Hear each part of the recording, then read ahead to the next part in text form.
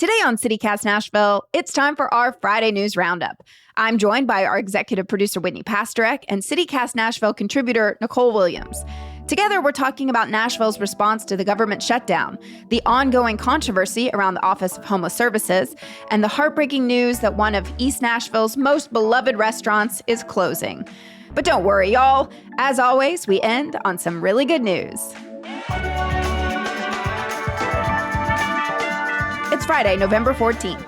I'm your host, Marie Cecile Anderson, and this is what Nashville's talking about.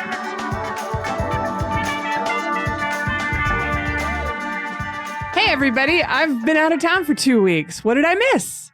Well, the government shutdown is over. I'm sure you were glued to the news while you were on your Viking cruise reading about America from afar. But yes, on Wednesday, the House of Representatives passed a funding bill to end the longest shutdown in U.S. history, which President Trump signed into law. The question still remains, though, when will SNAP be fully funded? According to the Tennessee Lookout, a U.S. Department of Agriculture spokesperson said that benefits should resume within 24 hours in most states, although a lot of uncertainty remains. The other concern is skyrocketing health insurance premiums, as the funding bill did nothing to stop the end of some subsidies. Yeah, the funding bill also had a weird thing in it that closes a farm bill loophole, and this is going to result in a nationwide ban on most consumable and intoxicating hemp products like THCA and Delta 8. And regular listeners of the show will remember the stress that our local hemp industry is already under, given bans that have come down from the state level here. We've got a great episode on that you can go and check out. But Marie, Nicole, how do you feel like our city did in taking care of the 60,000 people in Nashville who rely on SNAP during this shutdown? We could have done better. Yeah. How? So also regular listeners of the show will know that I've been screaming about fare-free buses for quite some time. And during the shutdown, as people were facing their SNAP payments ending at the beginning of November, we're at a literal crisis point for people who are struggling to put food on their tables. There was a growing call for WeGo to essentially just go fare free until the shutdown ends. The council passed a resolution urging them to do this. A bunch of organizations and advocates and regular people signed on to a letter asking WeGo to go fare free until the shutdown ends. And WeGo's response was no, just no. They refused to even call a special meeting to discuss the possibility. You had council members from all over the political ideological map, people like Councilmember Tasha Ellis, Jacob Kupin, Quinn Evans Siegel, Courtney Johnston, Sean Parker, people you do not hear agreeing with each other on a lot of things, were saying, hey, first of all, why can't we get a straight answer as to why the answer is no? Secondly, why won't you just call a meeting to talk about it and air it out in public? This was enraging to me, even from the Adriatic Sea. What drives me crazy is that in the statement they released saying, no, we're not going to call an emergency meeting, they mentioned that they've distributed 4,000 journey passes, right? Which are these free bus fare passes that you've got to go someplace and fill out paperwork to get. 4,000. But if 70% of ridership is eligible for a journey pass and over 28,000 people ride the bus every day, the math ain't really math in there. Well, and also we know that about 60,000 people in Davidson County are on SNAP. So, okay, you've distributed 4,000 free bus passes. Oh, actually, we did just get a press release from WeGo saying that number is now up to 4,500. So we're getting there.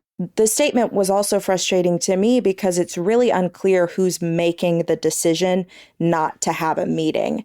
A WeGo spokesperson said that it was a decision by WeGo leadership. That's not clear to me whether it's WeGo staff, like the CEO, Steve Bland, made that decision, whether it's the chair of the WeGo board, who we haven't heard from as far as I know.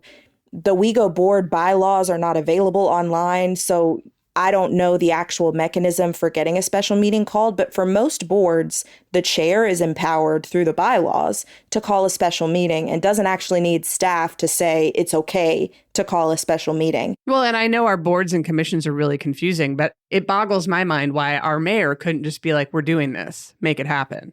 It's frustrating on many levels. There is a WeGo meeting, a regularly scheduled meeting next Thursday, November 20th. I would encourage people who care about this issue to show up and make it clear that there are people in this city who are being failed by our transit system after we passed a historic transit referendum with hundreds of millions of dollars in additional funding being, pumped into the system. Yeah. Well, in other places, Nashville did step up. I reached out to Second Harvest this morning to see how they've fared since the shutdown with all of these calls to donate and volunteer.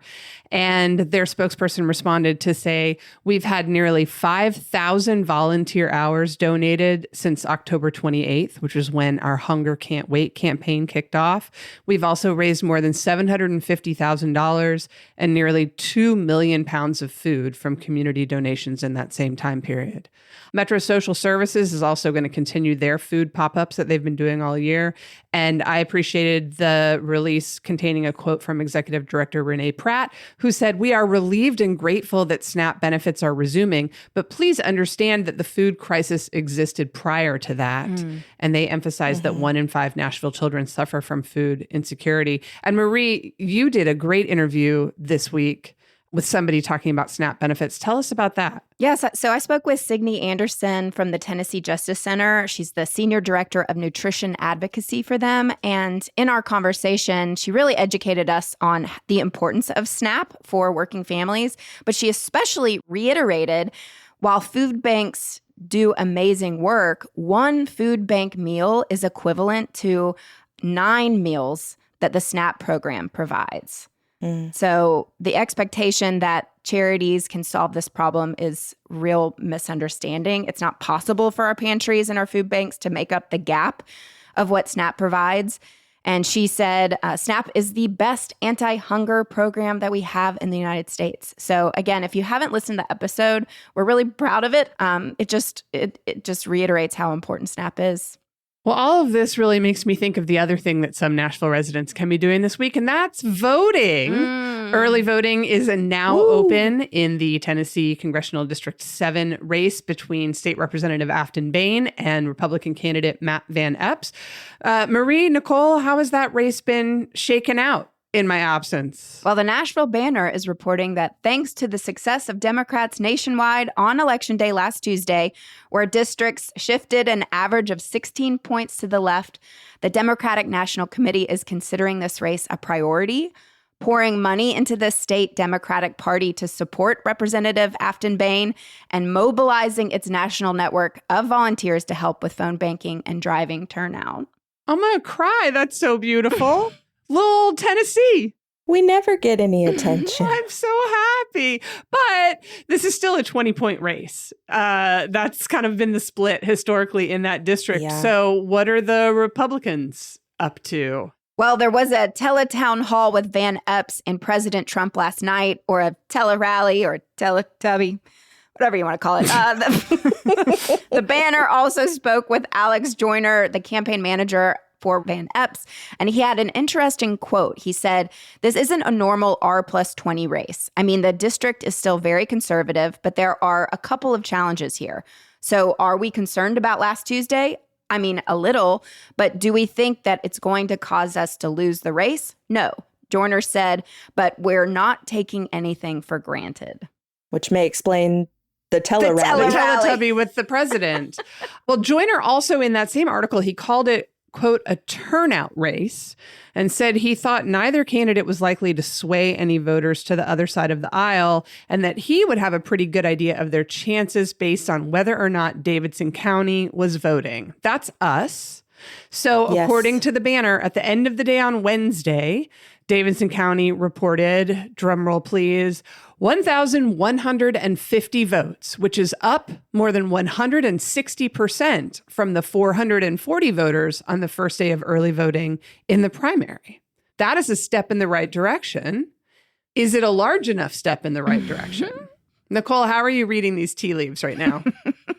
The tea leaves are dark and dim. Oh. It's not even reply hazy. It's just reply dark and dim. Yeah, I'm not a medium, I'm not a psychic, but I truly would be shocked beyond belief if Afton Bain won. However, the only way she's going to do that is if people go vote. I agree with this spokesperson. I don't see either one of these candidates convincing any quote unquote swing voters. I don't think we have many swing voters in Tennessee to begin with.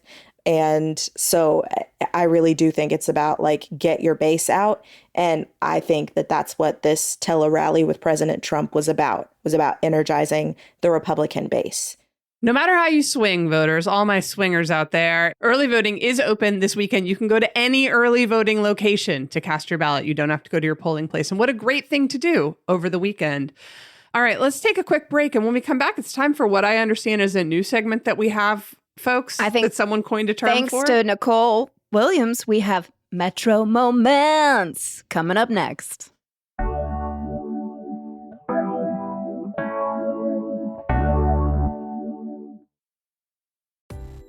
You know, when most of us want to learn a new language, it's not because we're dying to memorize grammar tables or ace a quiz. It's because we actually want to speak it out in the real world with real people. And that's what Babbel is great at, getting you there fast. Hey, it's Michael Zibiak, Chief Revenue Officer here at CityCast. My daughter's a senior in high school, and after graduation, we're taking a father-daughter trip to Spain. And right now, my Spanish is, let's just say, very high school level. Shout out to Senior Patty from Syosset High School. You tried. When we're in Spain, I'd love to do more than just ask where the bathroom is. I want to be able to chat with locals, order tapas, and actually connect, not just read the menu and point. So I'm starting with Babbel. It's all about small steps, big wins, and it's super easy to fit into my life. Honestly, with how busy things get here at CityCast, I love that Babbel's bite-sized, 10-minute lessons fit right into my day, between meetings or over my morning coffee. I'm excited to pick up some real-world Spanish before we go, so we can experience Spain like locals, not tourists. Doesn't that sound better? Right now, Babbel's got a special deal for our listeners. Get up to 55% off your subscription at babbel.com/citycast. That's BABBEL.com/citycast for up to 55% off. Rules and restrictions may apply. Gracias and adios. Guess what? CityCast has some news. I'm Sean McPherson, the host of CityCast Twin Cities. And I'm Jane Sihu, and I'm the host of CityCast Seattle. Hey, if you have a friend in one of our cities, can you text them for us? Yeah, something, simple like, hey, how's that rash doing? And do you listen to podcasts? Because I have one you're definitely going to like. After that, tell them that CityCast has helped you become more informed, more involved, and more connected to your amazing city. We're going to help that person you know in Seattle who's been trying to make friends. And we're also going to do that for that guy you only kind of knew in college who moved back to the Twin Cities after graduation. Don't we all have that guy? Yeah, and usually that guy is named Todd. So did you text them yet? Jane, let's just wait a minute. We don't want to rush anybody. We'll do a little small talk. How's everything going in Seattle? Beautiful, beautiful. Fall leaves popping. How about Twin Cities? Today, beautiful and sunshiny in St. Paul. Okay, Jane, I bet they are done texting by now, and I just want to remind them, hey, you, please tell that friend to subscribe to CityCast Twin Cities or Seattle, wherever you get your podcasts. Or if you don't want to text them and you're really just on Instagram sending them DMs all the time with like funny videos, send them a DM of our latest videos. You can find us at CityCast Twin Cities or CityCast Seattle on Instagram. Thanks.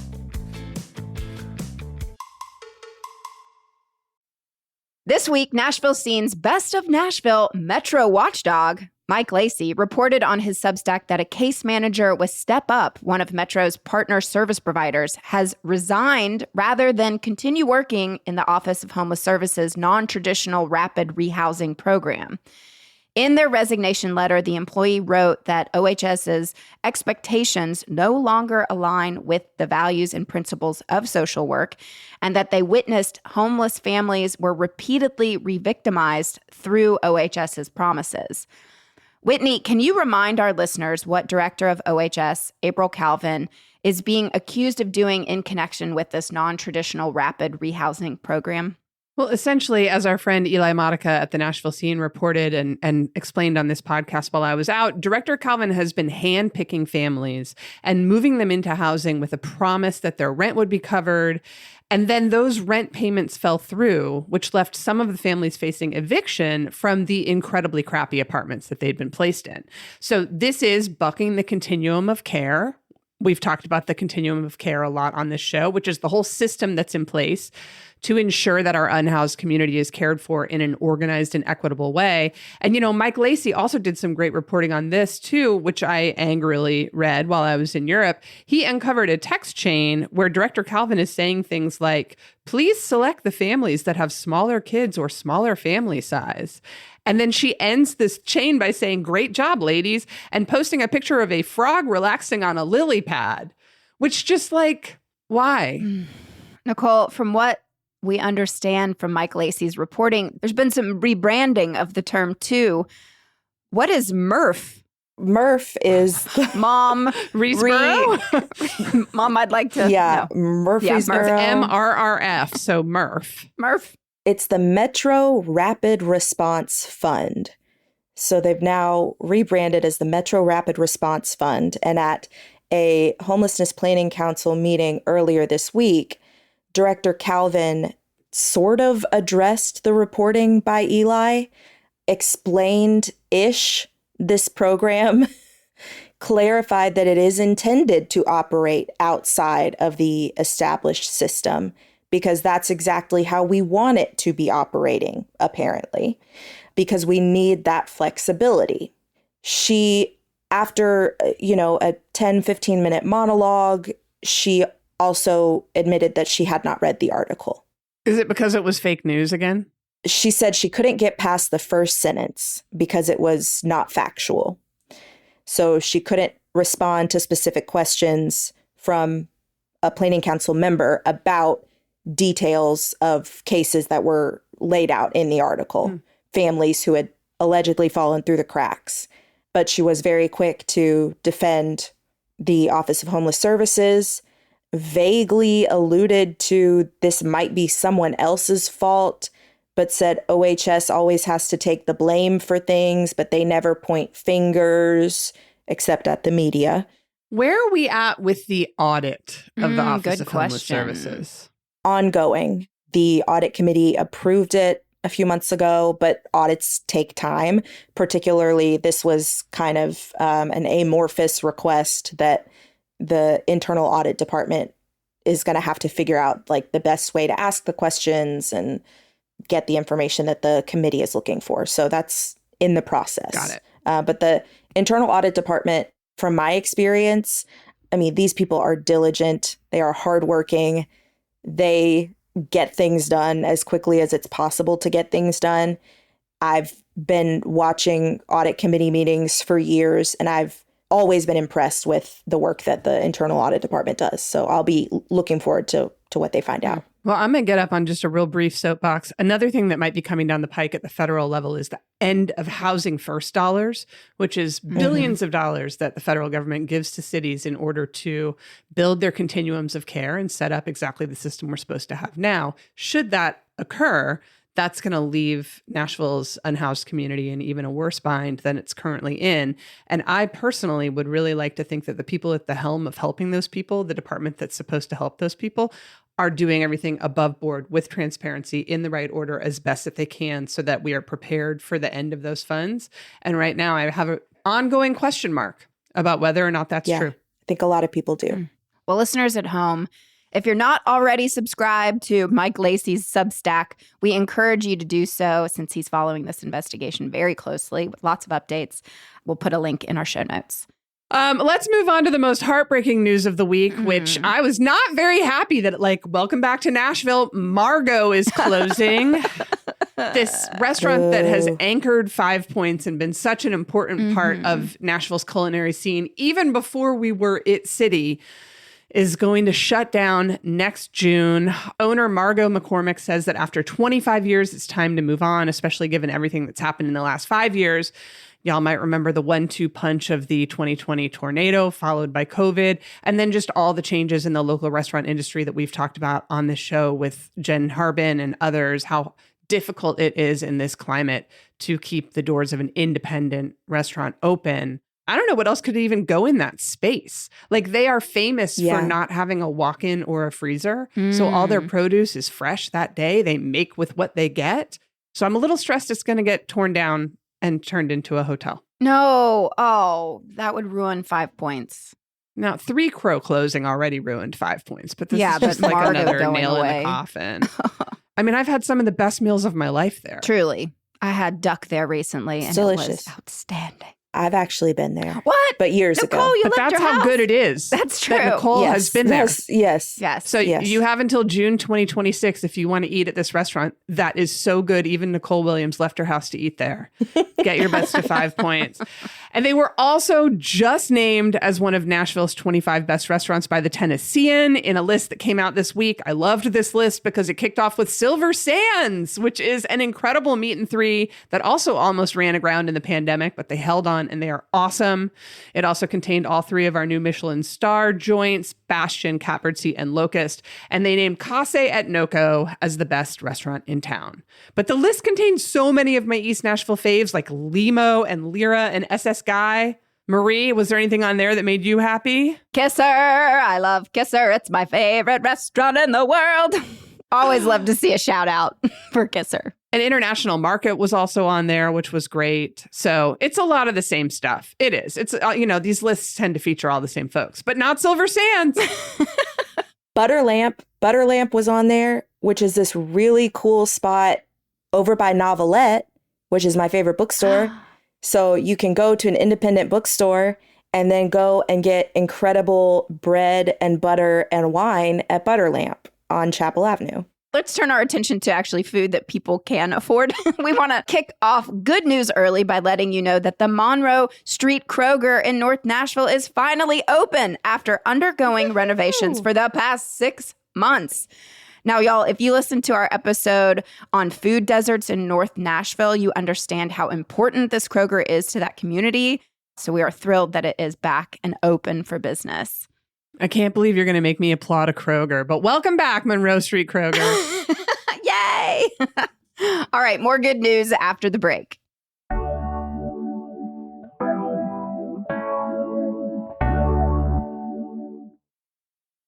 Whitney, again, it is so good to have you back. How was your vacation? It was amazing. And I have now been to both Parthenons in 1 week. Oh, I was at the real Parthenon. Let me phrase it this way. I was at the Greek. She looked so very timid when she said real Parthenon. I was at the she's gonna Greek get hate. Parthenon last Friday, and then I was at the Nashville, not fake, just the Nashville Parthenon on Wednesday night for a Metro Arts party celebrating Thrive grantees. And that was, something that I will remember always is being at both versions of the Parthenon. do you have a fave? Within a week of each other. Well, just going to have to visit my personal social media to learn that. I'm not going to say it here on the air. This is a nonpartisan podcast. That's right. At Whittles on Instagram. Something else I learned this week on Whitney's Instagram was that the Northern Lights were visible in Nashville and nobody told me, Whitney. Sorry. I didn't know. It sounds like Whitney told everyone. She did. Well, it was late. If She you were posted following. not when it happened, but hours later, and then texted me about something completely different and not the fact that there were Wow. the Northern Lights above our heads. So it seems like this is a rare phenomenon. It seems. But is it becoming a regular thing around here? I don't know if you've heard of the Northern Lights. Well, here in Tennessee, in Nashville, So here's a fun science lesson for everyone. Dr. Pastrick, who's not a doctor at all, will you please tell us the physics Yes, behind I'd be it happy all? to read the words of an actual scientist. So Ron Henderson, the chair of physics and astronomy at MTSU, says that the northern lights appear when the sun flares. Oh, of course. Explodes.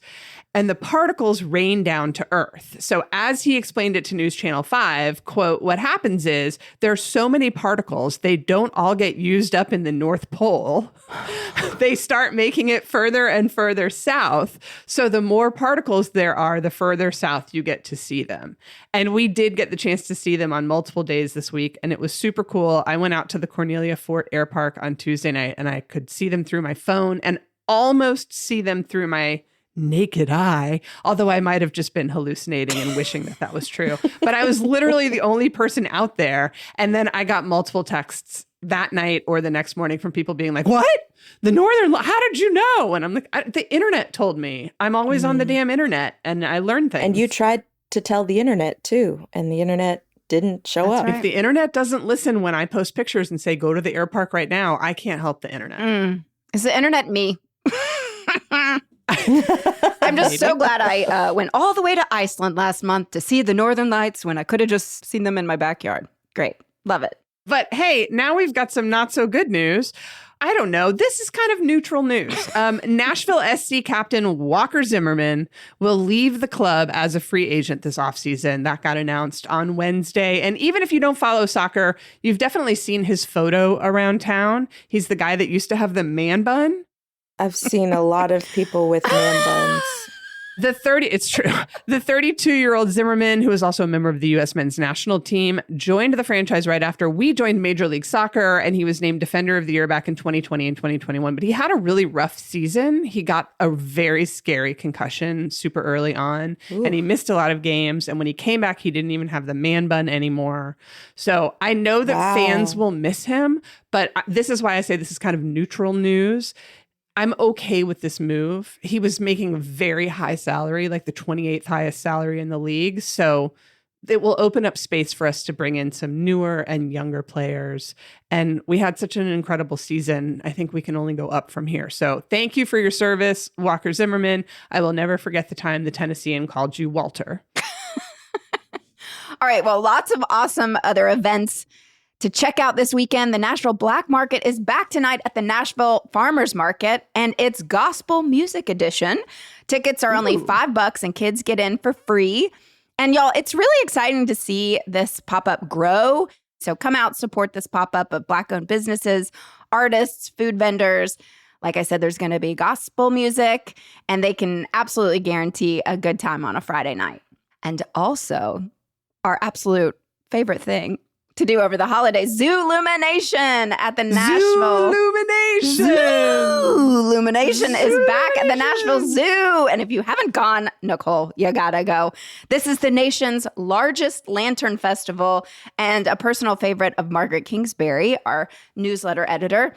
Single night tickets for adults start at $25 and children under 2 get in for free. There's also an ice skating rink and a few animal exhibits open, like the flamingos, and the legend himself, Santa, will be there. The legend himself. So nice of him to take time out of his busy schedule to be so many places at once. But all cynicism aside, y'all, Zoolumination is awesome. We said this last year. It's truly one of the coolest things I've ever seen. Like, these lanterns are beautiful. They're Chinese zodiac signs and koi fish and dragons and just absolutely phenomenal. And then, yeah, those flamingos, they've got them lit up with the brightest pink lights you've ever seen. I could have stared at them all night. Plus boozy hot chocolate. That's right. And then finally, Ice at Opryland is open. This year features 12 different ice sculpture scenes from A Charlie Brown Christmas. Wait, what's it called? Ice. That's what it's called. Ice is at Opryland.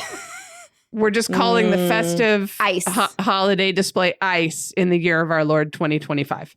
Ice is at Opryland. Cool. Nicole, do you have any good news? Black Santa is going to be at the Cool Springs Mall. Oh, I love that. My girlfriend Elizabeth does not believe in White Santa, and so she is very thrilled.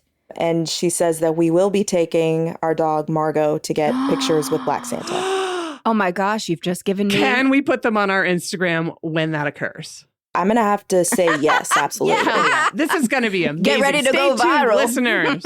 Well, it's going to be a great weekend, but what's the most important thing everybody needs to go do if they live in Congressional District 7? Vote, Vote. vote, vote, vote. That's I didn't make cheerleading. That's probably obvious. I'm so happy to be back. I missed you guys. Oh, we're so happy to miss have you you. back, our fearless leader. And Nicole, thank you again for holding down the fort while she was gone. Happy weekend, everybody. Take care of each other. Bye.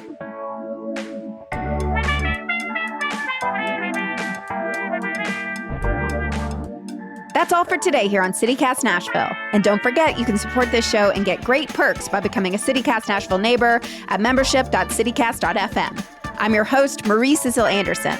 Our executive producer is Whitney Pasternak. Our producer is Daniel Sumstein, with extra support this week from producer Lizzie Goldsmith. Our Hey Nashville newsletter editor is Margaret Kingsbury, with help this week from McKenna Hartford. Our theme music is by Prop Jenkins, with additional music by EJ Sarah from Triple Scoop Music via Getty Images, and Hip Color, courtesy of epidemicsound.com. If you enjoyed the show, why not tell your friends? Rate the show, leave us a review, and subscribe to our Hey Nashville newsletter. We'll be back Monday morning with more news from around the city. Toodles!